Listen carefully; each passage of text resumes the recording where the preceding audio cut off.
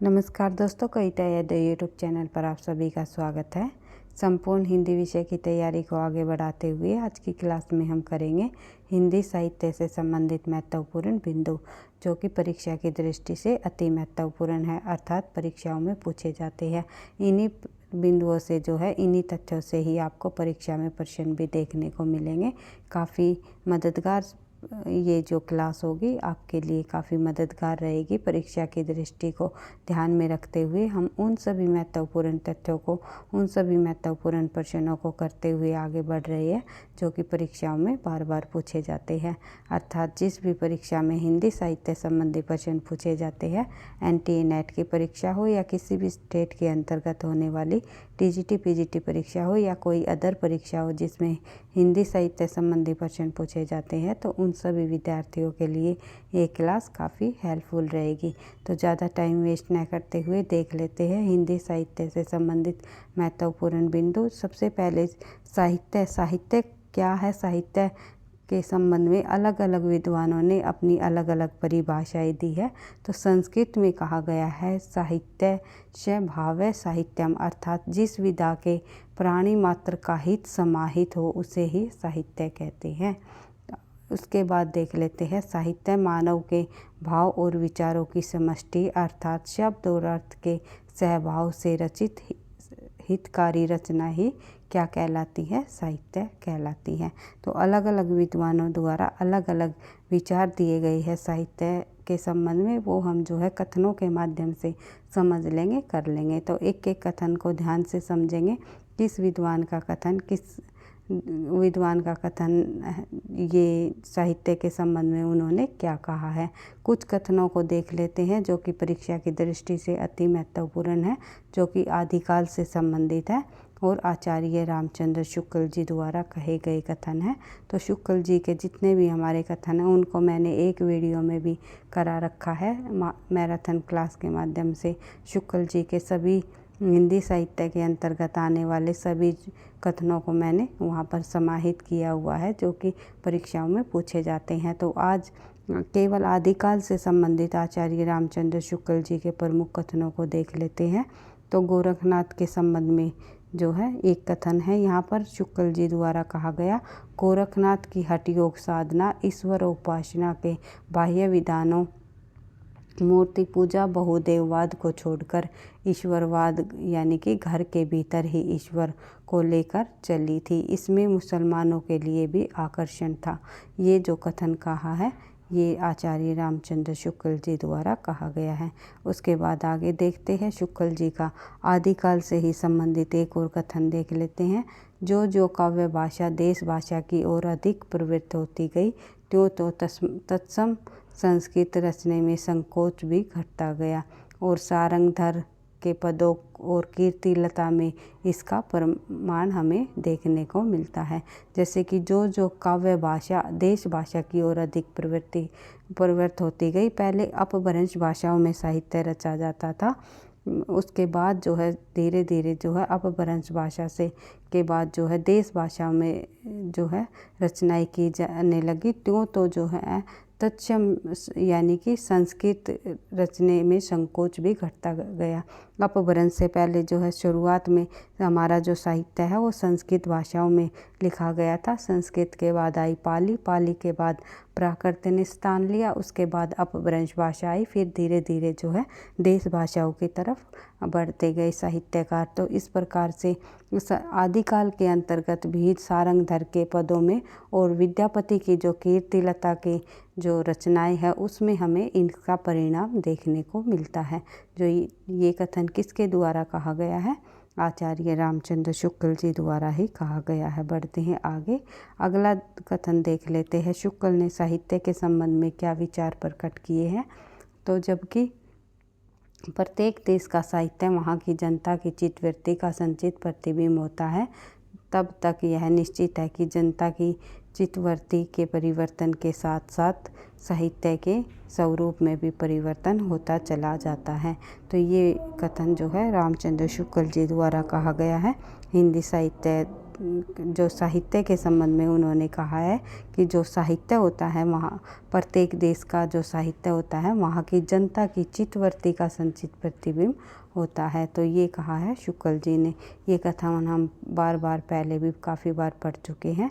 अगला कथन देख लेते हैं। रामचंद्र शुक्ल जी द्वारा ही आदिकाल के अंतर्गत क्या कहा गया।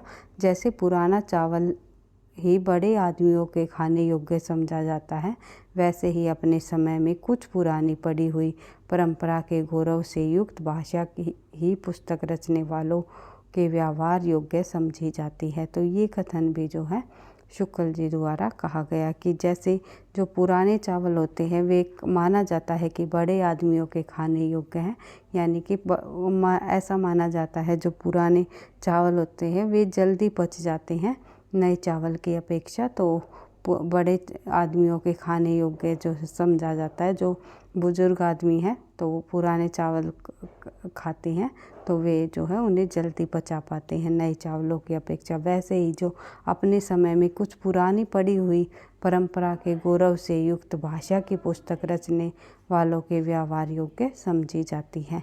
तो ये ऐसा माना जाता है, शुक्ल जी ने कहा है। उसके बाद देख लेते हैं अगला कथन। अगला कथन है शुक्ल जी द्वारा ही कहा गया। आदिकाल के संबंध में क्या कहा है। भाषा की कसौटी पर यदि ग्रंथ को कसते हैं और भी निराश होना पड़ता है, क्योंकि यह बिल्कुल बेठिकाने उसमें व्याकरण आदि की व्यवस्था नहीं है। तो ये कथन भी जो है शुक्ल जी द्वारा कहा। उसके बाद बढ़ते हैं आगे। कबीर की अपेक्षा खुसरो का ध्यान बोलचाल की भाषा की ओर अधिक था, उसी प्रकार जैसे अंग्रेजों का ध्यान बोलचाल की भाषा की ओर अधिक था। ये कथन भी जो है शुक्ल जी द्वारा कहा गया। इसके बाद बात करें आगे। इस ग्रंथ में श्रृंगार की प्रधानता, वीर रसकंचित आभास मात्र, संयोग और वियोग के गीत ही कवि ने गाए हैं। तो संयोग और वियोग के गीत ही कवि ने इस ग्रंथ में गाए हैं और इस ग्रंथ में श्रृंगार की प्रधानता रही है और वीर रस की कंचित आभास मात्र माना गया है। तो ये कथन जो है बिसल देव रासों के संबंध में आचार्य रामचंद्र शुक्ल जी ने कहा है। उसके बाद आगे बढ़ते हैं। तो बिसल देव के ही संबंध में एक कथन और कहा है शुक्ल जी ने। इस छोटी सी पुस्तक को बिसल देव ऐसे ही वीर का रासो कहना खटकता है, पर जब हम देखते हैं कि यह कोई काव्य ग्रंथ नहीं, केवल गाने के लिए इसे रचा गया है, तो बहुत कुछ समाधान हो जाता है। ये कथन भी जो है रामचंद्र शुक्ल जी द्वारा दिया गया है। बढ़ते हैं आगे। नरपति नाला की पोथी का विस्तृत रूप अवश्य था, जिसके आधार पर हम भाषा और साहित्य संबंधी कई तथ्यों पर पहुंचते हैं। नरपति नाला यानी कि बिसल देव रासों के संबंध में ही इन्होंने ये कहा है। उसके बाद बात करें आगे। अगला कथन है हमारा, इस ग्रंथ में श्रृंगार की प्रधानता है, वीर।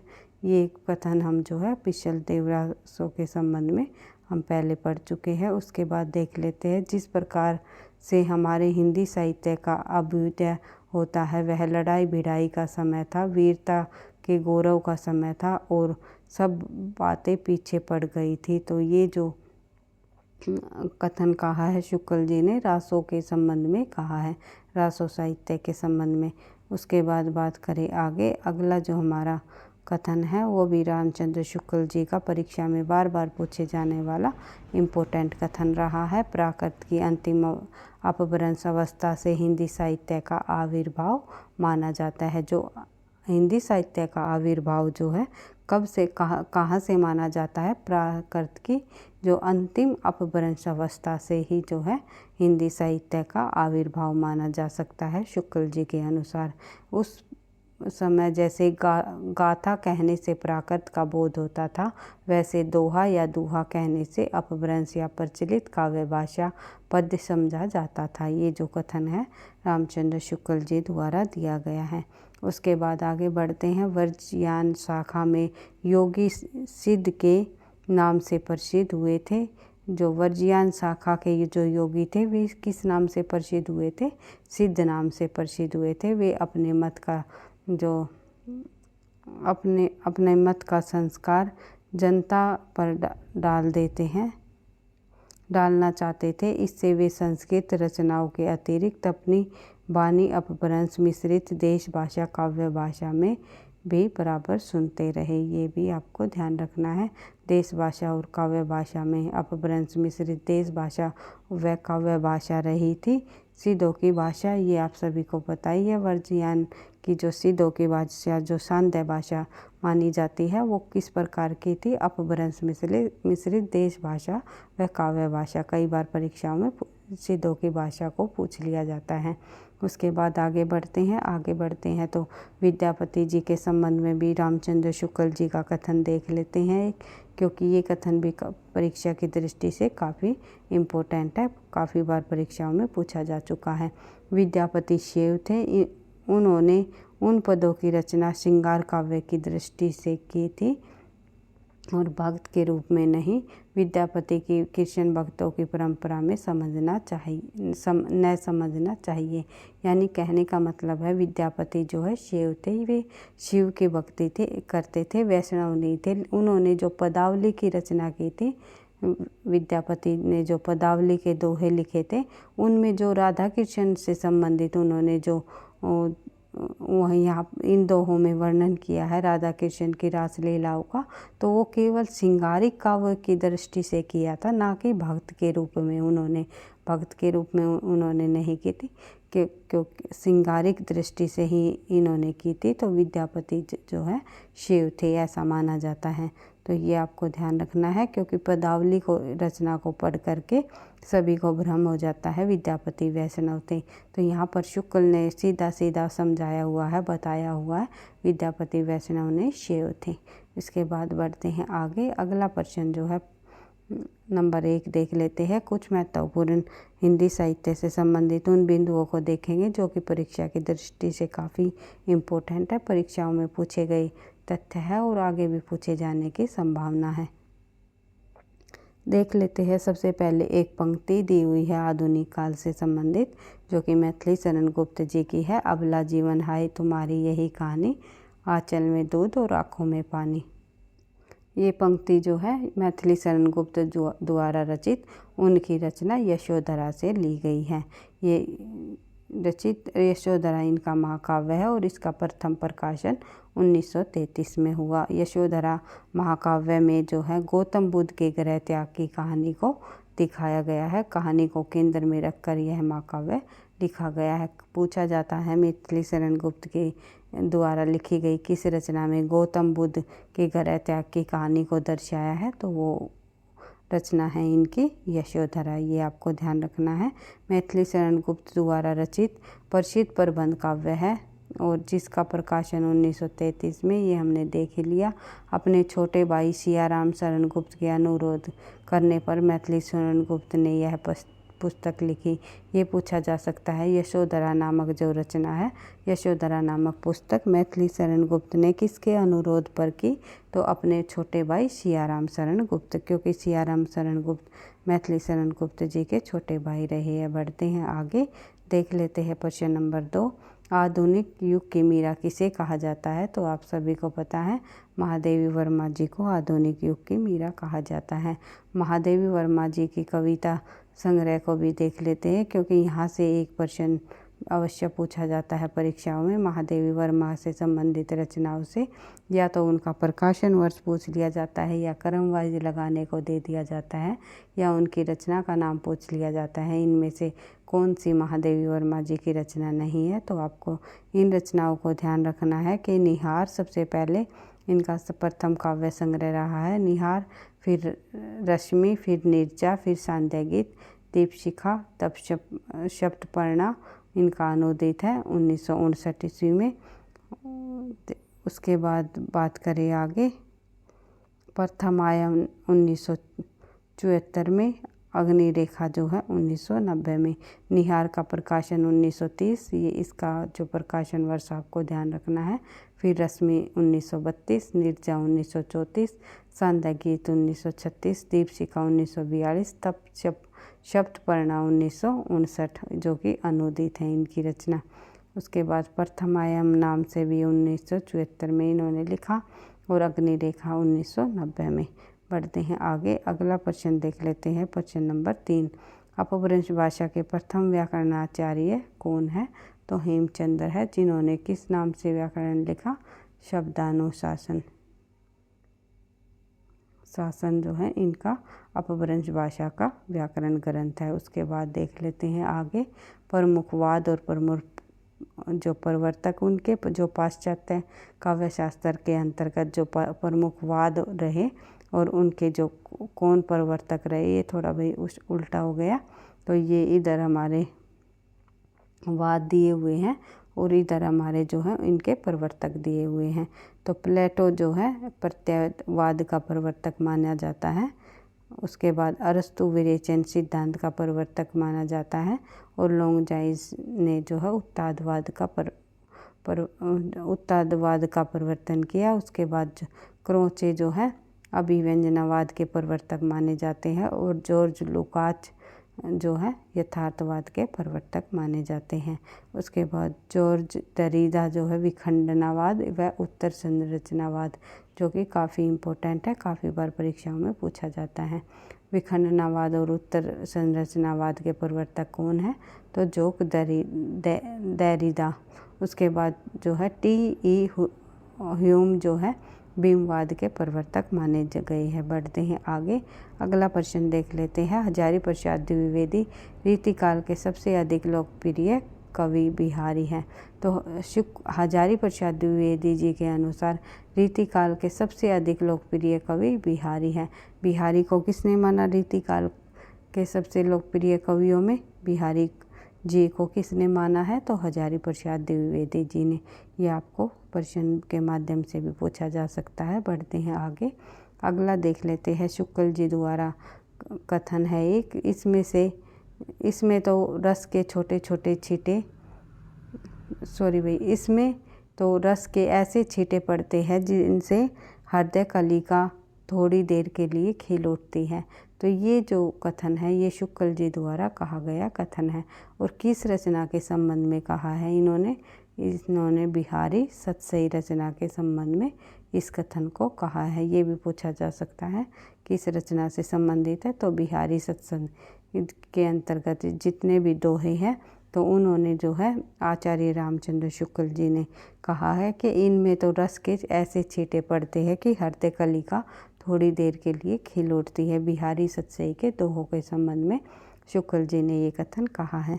उसके बाद देख लेते हैं आगे, इनका एक एक दोहा हिंदी साहित्य में ऐसे एक एक रचन माना जाता है। बिहारी सतसई के संबंध में ही ये कहा गया है। उसके बाद राधा चरण गोस्वामी जी द्वारा ये कथन कहा गया। ये काफ़ी इम्पोर्टेंट है, परीक्षा की दृष्टि से काफ़ी बार पूछा जाता है कि यदि सूर सूर तुलसी शशि उडगन केशव दास, तो बिहारी पीयूष वर्षी मेघ है, जिसके हृदय होते ही सब प्रकाश और आच्छन्न हो जाता है। सबका प्रकाश होते ही जो है सबका प्रकाश आच्छन्न हो जाता है, यानी कि सबका प्रकाश इधर उधर जो है फैल जाता है, चारों दिशाओं में फैल जाता है। उसके बाद देख लेते हैं, यदि सूर्य अगर सूरदास जी सूर्य के समान है, सूरदास जी जो है किसके समान है? सूर्य के समान है। और तुलसीदास जी जो है शशि, तुलसीदास जी को किसके समान बताया है? चंद्रमा के समान बताया है। ये भी आपको ध्यान रखना है क्योंकि परीक्षाओं में पूछा जाता है किसे सूर्य के समान बताया गया है, किसे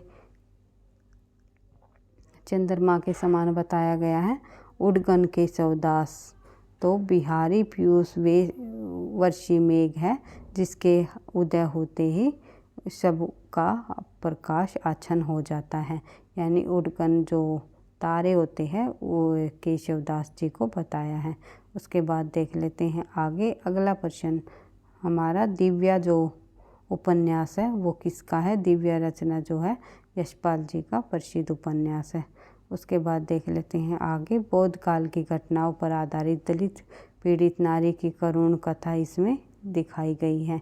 दिव्या में उनकी कहानी संग्रह में पिंजरे और उड़ान जो है शामिल है, साथ ही ज्ञानदान, भस्मावर्त, चिंगारी, फूलों का कुर्ता और धर्मयुद्ध, तुमने कहा था मैं सुंदर हूँ, उत्तमी की माँ आदि प्रमुख है। ये सभी की सभी जो रचनाएं हैं ये यशपाल जी की है, आपको ध्यान रखना है दिव्या के साथ साथ और इन सभी रचनाओं को। और ये जो दिव्या इनका उपन्यास है उसमें बौद्ध काल की घटनाओं पर आधारित दलित पीड़ित नारी की कथा को दर्शाया है।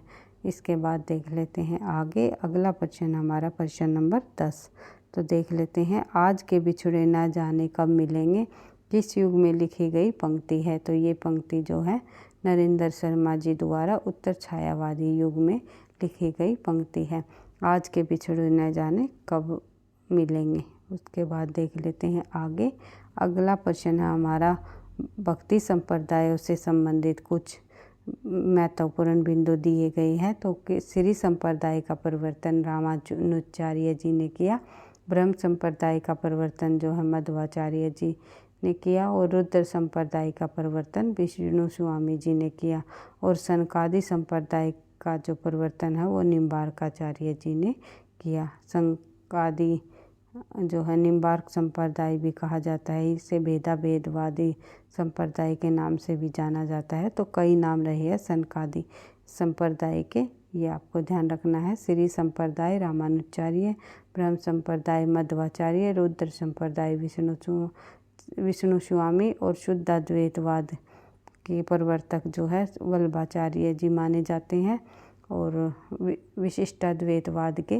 रामानुजाचार्य जी माने जाते हैं। इस प्रकार से सभी संप्रदाय को सभी वादों को आपको बार बार रिवाइज करते हुए चलना है ताकि आपको जो है परीक्षा में जब इन्हीं तथ्यों से संबंधित अगर कोई प्रश्न पूछा जाता है तो आप उसका आसानी से सही आंसर दे सको। बढ़ते हैं आगे अगला महत्वपूर्ण बिंदु देख लेते हैं, वो है जैसी सूफी के अद्वैतवाद तक ही नहीं रहे वेदांत के अद्वैतवाद तक भी पहुंच गए। जयसी जी के संबंध में ये कथन कहा गया है रामचंद्र शुक्ल जी द्वारा कि जयसी जी जो है सूफी के अद्वैतवाद तक ही सीमित नहीं बल्कि वेदांत के अद्वैतवाद तक भी पहुंच गए। उसके बाद देख लेते हैं अगला प्रश्न नंबर 13।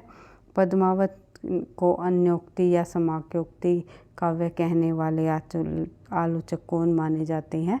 तो ये भी आचार्य रामचंद्र शुक्ल जी कह रहे हैं जिन्होंने पद्मावत को अन्योक्ति और समासोक्ति का नाम दिया है। बढ़ते हैं आगे अगला प्रश्न है प्रश्न नंबर 14। तो रामचरितमानस की रचना गोस्वामी जी ने जो है गोसाई तुलसीदास जी ने कब प्रारंभ की। तो रामचरितमानस की रचना जो है गोसाई तुलसीदास जी ने 1574 ईस्वी में प्रारंभ की, ये भी आपको ध्यान रखना है।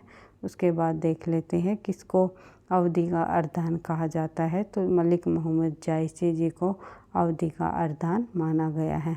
उसके बाद देख लेते हैं अगला प्रश्न देख लेते हैं भाई आचार्य रामचंद्र शुक्ल ने प्रेमाश्री काव्यधारा का प्रथम कवि जो है किसे माना, कुतुबन को।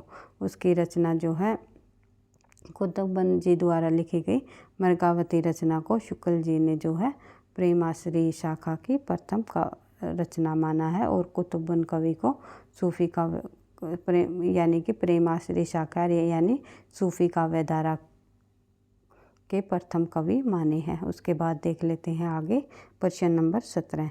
यदि इस्लाम न आया होता तो मैं भी भक्ति साहित्य यदि इस्लाम न आया होता तो भी जो है भक्ति साहित्य का आना वैसा ही होता जैसा आज।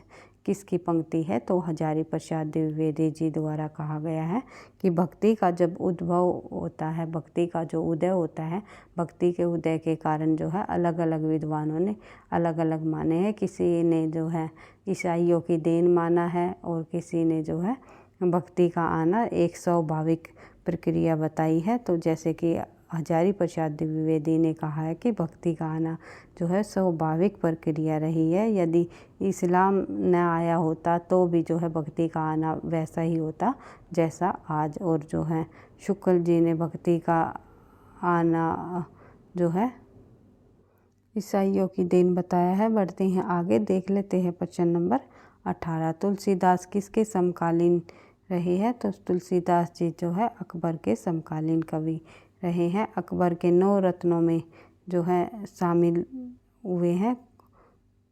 उसके बाद बढ़ते हैं आगे प्रश्न नंबर 19। देख लेते हैं तुलसीदास जी का जन्म कहाँ हुआ। तो तुलसीदास जी का जन्म बांदा के राजापुर गांव में 1554 ईस्वी में हुआ। ये आपको ध्यान रखना है। उसके बाद देख लेते हैं आगे, तुलसीदास ने रामायण की रचना किस भाषा में की। तो रामायण की रचना तुलसीदास ने जो है रामचरितमानस की रचना जो है अवधी भाषा में की, जिसमें कि 7 कांड हैं। उसके बाद देख लेते हैं आगे, अगला प्रश्न हमारा, तुलसी के रामायण को क्या कहते हैं। तो तुलसीदास जी के रामायण को जो है रामचरितमानस कहा जाता है। उसके बाद देख लेते हैं रैदास ने कौन से संप्रदाय की नींव रखी। तो रैदास ने जो है रैदासी संप्रदाय की नींव रखी है, रैदासी संप्रदाय की। उसके बाद रैदास किसके शिष्य थे। तो रैदास जो है रामानंद जी के 12 शिष्यों में शामिल है। रामानंद जो है, पीपा, घन्ना, नरहरियानंद, ये सभी जो है रैदास के शिष्य माने जाते हैं। उसके बाद देख लेते हैं आगे, रैदास के 12 शिष्यों में शामिल है। उसके बाद आगे बढ़ते हैं तो देख लेते हैं 25 नंबर प्रश्न, हिंदी के प्रथम कवि कौन है। हिंदी के प्रथम कवि कौन है। तो शीत सरहप्पा को हिंदी का प्रथम कवि माना जाता है, जो कि 9वीं शताब्दी के रहे हैं। और हिंदी के प्रथम कवियों के संबंध में भी अलग अलग विद्वानों ने अपने अलग अलग विचार दिए हैं। किसी ने जैसे कि राहुल सांस्कृत्यायन जी द्वारा माना गया है सरहप्पा को, राहुल सांस्कृत्यायन, आई होप आप समझ रहे होंगे। तो राहुल सांस्कृत्यायन जी रहे हैं, उन्होंने सरहप्पा को हिंदी का प्रथम कवि स्वीकार किया है। हजारी प्रसाद द्विवेदी ने जो है अब्दुल रहमान को हिंदी का प्रथम कवि माना है। पुष्य और पुण्य कवि को जो है शिव सिंह सेंगर ने माना है, और स्वयंभू को राम कुमार वर्मा ने माना है। इसी तरह जो है अलग अलग विद्वानों ने अलग अलग कवियों को हिंदी का प्रथम कवि स्वीकार किया है। उसके बाद देख लेते हैं आगे, हिंदी के प्रथम गद्यकार कौन है। तो गद्यकार की बात आए तो लल्लू लाल जी को माना जाता है। हिंदी में सर्वप्रथम गीत लेखक कौन माने जाते हैं। तो सबसे पहले गीत लेखक रहे हैं हिंदी में आदिकाल के कवि विद्यापति जी। हिंदी में सर्वप्रथम दैनिक समाचार पत्र कौन सा रहा। तो दैनिक समाचार पत्र रहा है सुधावर्षण, जो कि श्याम सुंदर सेन ने इसका संपादन किया था। ये दैनिक समाचार पत्र है हिंदी का। अगर सर्वप्रथम पत्र पूछ लिया जाए तो आप सभी को पता है उद्यंत मार्तंड को माना जाता है, जो कि 1826 ईस्वी में जुगल किशोर जी द्वारा संपादित किया गया कोलकाता से, जो कि वो दैनिक नहीं था भाई, वो एक सबसे पहले वो साप्ताहिक था, साप्ताहिक पत्र निकाला गया था। जो सबसे पहले सर्वप्रथम था वो साप्ताहिक था, उद्यंत मार्तंड, ये आपको ध्यान रखना है। और दैनिक की बात आ जाए तो दैनिक के बारे में हम पढ़ेंगे तो समाचार पत्र रहेगा सुधावर्षण। ये भी आपको हर एक बिंदुओं को समझ के साथ करते हुए चलना है। उषा जो प्रियवंदा की जो रचना है वो कहानी विदा की रचना है वापसी, ये भी आपको ध्यान रखना है। उसके बाद बात करें आगे विक्रम संवत का, तो आपको पता ही है जब हम ईस्वी में जो है 57 प्लस कर देते हैं तो हमारा क्या आ जाता है, विक्रम संवत आ जाता है। बढ़ते हैं आगे, अगला प्रश्न है हमारा प्रश्न नंबर 31, वीर गाथा काल के सर्वश्रेष्ठ कवि कौन माने जाते हैं। तो वीर गाथा काल के सर्वश्रेष्ठ कवियों में शामिल है चंद बरदाई, जिन्होंने पृथ्वीराज रासो की रचना की। उसके बाद देख लेते हैं अगला प्रश्न नंबर 32, साहित्य को जनता की चित्तवृत्ति का संचित प्रतिबिंब किसने माना। तो आचार्य रामचंद्र शुक्ल जी ने माना।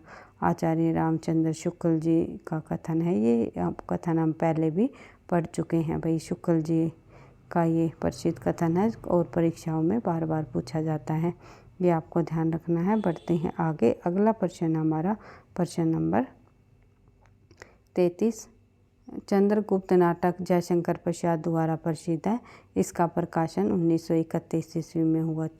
चंद्रगुप्त जो नाटक है वो काफ़ी प्रसिद्ध रहा है जयशंकर प्रसाद जी का, तो इसका जो प्रकाशन वर्ष है वो 1931 पूछा जा सकता है परीक्षा में। उसके बाद देख लेते हैं अगला प्रश्न, मैं कुंजी कहता हिंदी को खुलता जिससे समूह मन क्षेत्रवर्ती से उठकर ही हम कर सकते हैं राष्ट्रजन संगठन। ये जो पंक्तियाँ हैं ये लोकायतन जो रचना से दी गई है सुमित्रानंदन पंत की। सुमित्रानंदन पंत की जो रचना है चिदम्बरा पर इन्हें जो है ज्ञानपीठ पुरस्कार प्राप्त हुआ। सबसे पहले ज्ञानपीठ पुरस्कार जो है पंत जी को ही मिला है चिदम्बरा रचना पर, और जो है लोकायतन रचना पर इन्हें सोवियत लैंड पुरस्कार से सम्मानित किया जा चुका है। बढ़ते हैं आगे, अगला प्रश्न देख लेते हैं, प्रश्न नंबर 35। तीसरे सप्तक के कवि 1959 ईस्वी में कीर्तिलता चौधरी, प्रयाग नारायण त्रिपाठी, केदारनाथ सिंह, कुंवर नारायण, विजय देव नारायण शाही और सर्वश्रेष्ठ दयाल सक्सेना, मदन वात्स्यायन, ये सभी के सभी जो है तीसरे सप्तक के कवि रहे हैं। अज्ञे जी द्वारा संपादित 4 सप्तकों का संपादन किया गया। अज्ञे जी ने सबसे पहले आएगा तार सप्तक का संपादन अज्ञे जी ने जो है 1943 ईस्वी में किया। फिर द्वितीय सप्तक का संपादन उन्होंने 1951 में किया। फिर तृतीय सप्तक का जो है संपादन उन्होंने कब किया, 1959 ईस्वी में। फिर जो है चतुर्थ सप्तक का संपादन उन्होंने 1979 ईस्वी में किया। इस प्रकार से चारों सप्तकों के प्रकाशन वर्ष को आपको ध्यान रखना है। अज्ञे जी द्वारा 4 सप्तकों का संपादन किया है। उसके बाद देख लेते हैं आगे, और प्रथम जो तार सप्तक नाम का कोई तार सप्तक नहीं निकाला गया भाई, प्रथम नाम का जो रहेगा वो केवल तार सप्तक नाम से ही जाना जाता है, तार सप्तक। और फिर द्वितीय सप्तक, फिर तृतीय सप्तक, इस प्रकार से नाम को भी आपको ध्यान रखना है क्योंकि परीक्षा में पूछा जाता है निम्नलिखित में से अज्ञे जी द्वारा संपादित सप्तकों में से कौन सा नहीं है, तो नहीं की में दे देते हैं वे प्रथम तार सप्तक है। प्रथम तार सप्तक ना से किसी भी का भी संपादन नहीं किया। उसके बाद देख लेते हैं आगे, अगला प्रश्न है हमारा प्रश्न नंबर 37 देख लेते हैं भाई। ये हम पढ़ ही चुके हैं। समाचार पत्र जो है सुधावर्षण, जो कि हिंदी का प्रथम दैनिक समाचार पत्र माना जाता है, कोलकाता से प्रकाशित 1854 में, संपादक श्याम सुंदर सेन जी। और प्रजा हितैषी आगरा से प्रकाशित 1855 में, संपादक रहे हैं राजा लक्ष्मण सिंह। उसके बाद देख लेते हैं आगे, गोकुलनाथ 84 वैष्णव की वार्ता जो है गोकुलनाथ जी द्वारा लिखी गई 84 वैष्णव की वार्ता। ये कुछ ऐसे महत्वपूर्ण बिंदु है जो कि परीक्षाओं में बार बार पूछे जाते हैं और परीक्षा की दृष्टि से काफ़ी इम्पोर्टेंट है, तो इन तथ्यों को आपको बार बार रिवाइज करते हुए चलना है। गोकुलनाथ जो है 84 वैष्णव की वार्ता इन्होंने लिखी, जिसमें जो है अपने जो दादा रहे हैं वल्लभाचार्य जी के 84 शिष्यों का इन्होंने वर्णन किया है इस रचना में। फिर गोकुलनाथ जी द्वारा ही 200 वैष्णव की वार्ता लिखाई गई, जिसने में उन्होंने विठलनाथ के 252 शिष्यों का वर्णन किया है। उसके बाद देख लेते हैं, और ये दोनों वार्ता साहित्य हैं। छंद बन बरबन की महिमा कवि द्वारा जो है खड़ी बोली गद्य में लिखी गई। ये पूछा जाता है छंद बन बरबन की महिमा जो है किस भाषा में लिखी जाने वाली रचना है या किस लेखक द्वारा लिखी गई, तो गंग कवि की ब्रज भाषा में लिखी जाने वाली रचना है। बढ़ते हैं आगे, अगला प्रश्न है राम प्रसाद निरंजनी भाषा योग विशिष्ट की रचना जो है इन्होंने गद्य में खड़ी बोली में की। राम प्रसाद निरंजनी द्वारा कौन सी रचना लिखी गई, भाषा योग विशिष्ट, जो कि परीक्षाओं में बार बार पूछी जाती हैं। हिंदी साहित्य सम्मेलन की स्थापना 1910 ईस्वी में की गई। उसके बाद देख लेते हैं आगे 43 नंबर प्रश्न देख लेते हैं। हिंदी की विशिष्ट शैली ब्रज भाषा किस रूप में सबसे अधिक प्रसिद्ध है, तो काव्य भाषा के रूप में रही है ब्रज भाषा सबसे अधिक प्रसिद्ध। उसके बाद देख लेते हैं आगे, अगला प्रश्न हमारा प्रश्न नंबर 44। निहार की भूमिका किसने लिखी और इसमें कुल कितनी कविताएं शामिल है, तो अयोध्या सिंह उपाध्याय हरिऔध जी द्वारा लिखी गई निहार की भूमिका 1924 ईस्वी से लेकर के 1928 ईस्वी के मध्य में लिखी गई 40 कविताओं को के जो है आदर के गीत गाए हैं, कविताओं के आदर के गीत गाए हैं इसमें निहार में। उसके बाद जो है सिद्धों की भाषा को आंग्लो आंधारी भाषा किसने कहा, तो एक विद्वान हुए हैं हरप्रसाद शास्त्री। हरप्रसाद शास्त्री जी ने सिद्धों की भाषा को जो है आंग्लो आंधारी भाषा का नाम दिया है। इस प्रकार से आज की क्लास के अंतर्गत हमने काफ़ी सारे महत्वपूर्ण बिंदुओं को देख ही लिया है हिंदी साहित्य संबंधी। तो इसी प्रकार से हर रोज़ हिंदी विषय से संबंधित अधिक से अधिक महत्वपूर्ण तथ्यों को करते हुए हम अपनी तैयारी को आगे बढ़ाएंगे। हिंदी साहित्य और कुछ हिंदी व्याकरण से संबंधित भी महत्वपूर्ण प्रश्नों को हम करने की कोशिश करते हैं। तो वीडियो आपको पसंद आई तो लाइक करना, दोस्तों के साथ शेयर करना, चैनल पर पहली बार हो तो सब्सक्राइब कर लेना ताकि नोटिफिकेशन आपको समय पर मिलता रहे। और अगर आपको वीडियो पसंद आती है और लगता है आपकी परीक्षाओं के लिए ये हेल्पफुल रहेंगे तो प्लीज़ वीडियो को आप लाइक और कमेंट अवश्य किया करो, क्योंकि आपके लाइक और कमेंट से मुझे नेक्स्ट क्लास बनाने का मोटिवेशन भी मिलता है। पढ़ते रहना, आगे बढ़ते रहना। थैंक यू, धन्यवाद।